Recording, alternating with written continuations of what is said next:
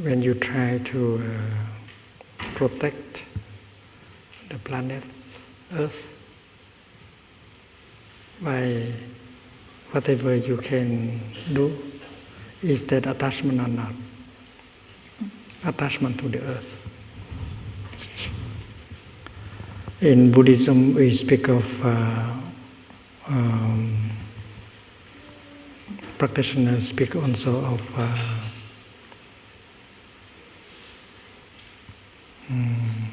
equality, equanimity, non-discrimination. But we also speak about investment. In the Sutra of 42 chapters, it is said that to feed a good person is equal to feed 5 people who are not good enough.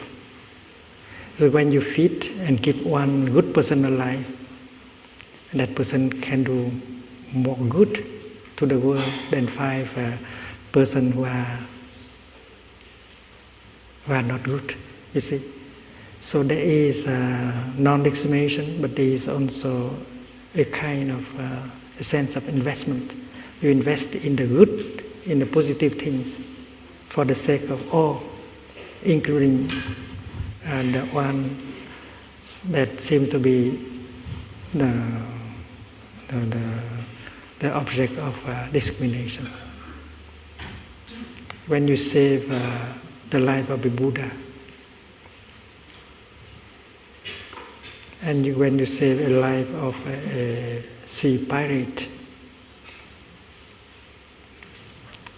you have the choice of saving the Buddha first, because if you save the life of a sea pirate, you save just one life. But if you save the life of Buddha, the Buddha that you save will help to save many lives. That is a sense of investment in the Buddhist tradition. So that can be looked as discrimination, but inside that there is intelligence. Intelligence. It's like the practice of true diligence. You do not discriminate against the negative mental formation. You know that they are helpful in their own way, but you favor the good seeds, and you want the good seeds to have more chance to manifest. That is intelligence, and not discrimination. And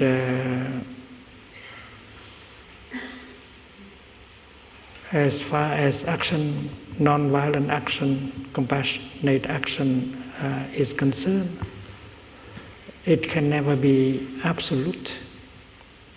When you go vegetarian, you have the intention to avoid killing animals for their flesh. But when you boil vegetable, there may be many microorganisms dying also. So your plate of boiled vegetable is not entirely vegetarian. You see, so nothing is absolute. But eating vegetarian is more compassionate than eating the flesh of animals. So there is a degrees. So when you prevent a murderer to murder, there are many ways of preventing. If you have a gun, and if you have to shoot him, you might like to shoot him in his leg rather than in his head. If you can do otherwise and not using your gun, it's better. You see, if you know Kung Fu.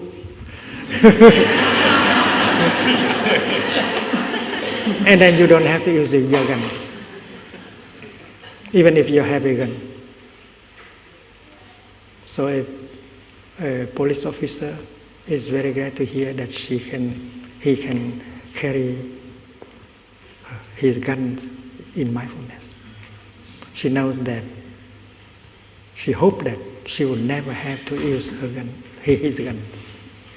Yeah. So, killing a person, one can kill with compassion, of course. But only great beings can do that. If you kill a person out of fear, out of anger, it's very different. But it's always possible to avoid violence and to conduct the rescue operation in such a way that causes the least damage. Even if you are a general in the army, and if you have to conduct a military operation, you have to use guns and soldiers.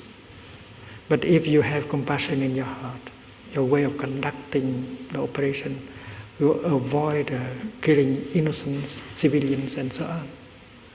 So the degrees of violence and non-violence, and should be skillful and compassionate. What is important is you should have compassion and intelligence within yourself.